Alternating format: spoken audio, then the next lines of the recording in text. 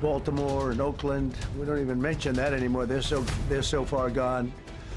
We're not going to let it happen. We're not going to lose our cities over this. Wes Moore was telling me I want to walk with the president. Well, I said, I want to walk with you too someday, but first you got to clean up your crime, because I'm not walking in Baltimore right now. Baltimore is a hellhole. And this guy, I don't even think he knows it. President Trump this week challenging Maryland Governor Wes Moore and renewing his threat to send the National Guard into Baltimore as he considers expanding his Washington, D.C. crackdown to other major cities, including Chicago and New York. Baltimore, like most cities across the country, has seen a drop in crime and homicides in recent years, but still remains one of America's most violent cities. So we traveled there this week and walked the streets with Governor Moore and asked him how Democrats are tackling crime while taking on the president. Violent crime has clearly declined in the city, and yet Baltimore has the 5th highest rate in violent crime, 4th highest murder rate per capita in cities over 100,000. This was one of the big reasons why I ran for governor in the first place. Because the year before I was elected in 2022, Baltimore was averaging almost a homicide a day. And you're absolutely right. I mean, while we still very much have work to do, it's very encouraging the fact that Maryland has had amongst the fastest drops in violent crime anywhere in the United States over the past 2.5 years. It would just be great if we could have a president of the United States to actually understand that this is one of the great American turnaround stories that's happening right now, and we would love the help to be able to continue to do that work instead of this arrogant criticism and cynicism that he continues to introduce into the conversation. But you have to admit, Governor, that there are people out there who don't feel safe. And you can tout what you have done, but that is a real problem to people. Yeah, I know. My heart breaks for anybody who is coming up in our community and doesn't feel safe in their own neighborhood, because I know what that feels like. I would love more federal support, but federal support on things that actually make sense and not things that are performative. And you're talking about, clearly you're talking about the National Guard, and you're saying that's performative. Oh, the National Guard is completely performative because the National Guard is not even trained for it. The National Guard does law enforcement training. They do training for disasters. They do training for national emergencies. Correct. And as the Commander-in-Chief of the Maryland National Guard, I am not just deeply respectful, but very cognizant of the skill sets that our National Guards bring. And the National Guard is not trained for municipal policing. You know who is trained for municipal policing? Things like local law enforcement and things like FBI agents and ATF agents who, by the way, in the president's proposed budgets, actually cut funding for them. And yet one of the things that they're trying to do in D.C. with the National Guard is have them back up local law enforcement. They're picking up trash. They are definitely picking up trash in certain places, but if you look at the crime, and you've heard Mayor Bowser say 87% reduction in carjackings, robberies, cut by half. Why wouldn't you want that here if that is actually helping? If the President of the United States were to have a serious conversation with me and say, what can we do, particularly when you look at the cost of the National Guard of well over $1 million a day, what could we actually do? Do you know what I would tell him?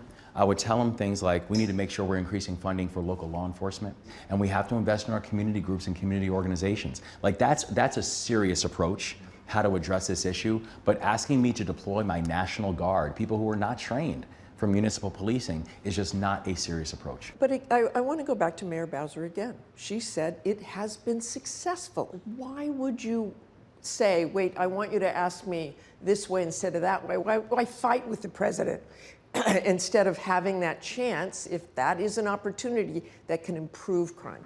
Well, no, and I have no interest in fighting with the president, but I have an interest in fighting for my communities and fighting for our people.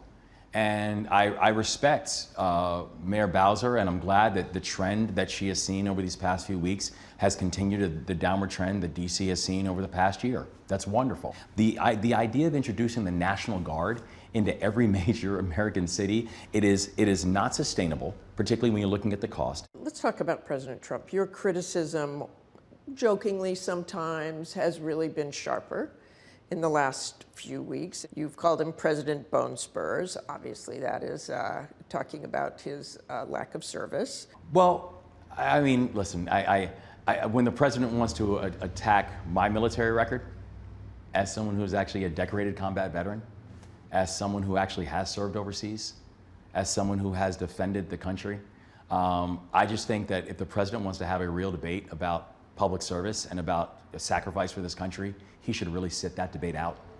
I'm not the one he wants to have it with.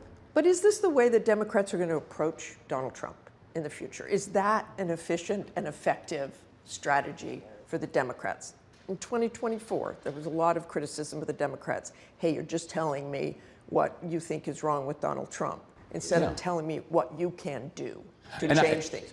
The economy, crime, immigration. One thing I do believe is that the Democrats don't have a messaging problem. There's a results problem. The Democrats have to deliver results and stop being the party of no and slow and start being the party of yes and now. Because the frustration that people have, it is real. It is real when people are saying that, you know what, I feel like my life situation has not changed. And so people are looking at all these things and saying, I'm done with all of you. And so that's why I think we have to move with the kind of aggression that is necessary. I want to go back to your service. You served in Afghanistan. You know the president has brought up you claiming you had a Bronze Star in 2006 when you were applying for a job. Why did you do that? Well, I think I'm deeply proud of my service to this country. And I know my soldiers that I serve with are deeply proud, and the veteran community is as well. And I think it's pretty common knowledge or common belief that when your commanding officers and your superior officers tell you, listen, we put you in and we've gone through everything, so as you're going through your application, include it. I included it, and I didn't think about it. But in 2008 on PBS, they introduced you, Gwen Ifill, saying you had earned a Bronze Star medal. That's 2008. 2010, you were on the Colbert Show. When he said you had a Bronze Star, you did not correct him. You had to know you did not have one then.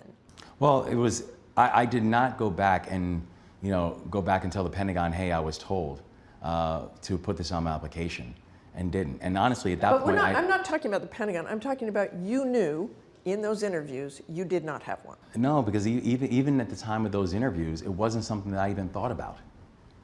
When I came home, it wasn't something that I even thought about. I didn't think about the fact that, hey, I wonder if my paperwork processed out. Now, I'm thankful that the military, after they found out that the paperwork was lost and didn't process, that they came back and awarded me the Bronze Star. So yes, I do have. 2024. So I do have a Bronze Star that I earned in Afghanistan and a combat action badge that I earned in Afghanistan. So I'm proud of that, but that's not why I served. But do you regret not correcting when you were introduced that way? I mean, I don't regret not going back and consistently looking over my service records. I don't. I'm thankful for the service I did. I'm grateful for the fact that I had the opportunity to lead soldiers in combat, what a small fraction of this country will ever understand. And just last, and some final thoughts, if you will. You are clearly seen by the Democrats as a rising star. I know you've said you're not running for president now, that's not on your mind, but you haven't ruled it out in the future. So how do you think Democrats should approach Donald Trump differently than they did in 2024? I mean, I don't think this is about how do you approach Donald Trump. I think it's about how do you approach 2025 right now. I mean, we're looking in the state of Maryland where Donald Trump has fired over 12,000 federal employees who are Marylanders. Donald Trump has now cut $250 million from rural hospitals in Maryland. And so I don't think that this is about how do you politically contrast Donald Trump. You've got to focus on protecting your people right now and the issues that the people in our states are facing, and that's where I know my focus is. Our thanks to Governor Moore.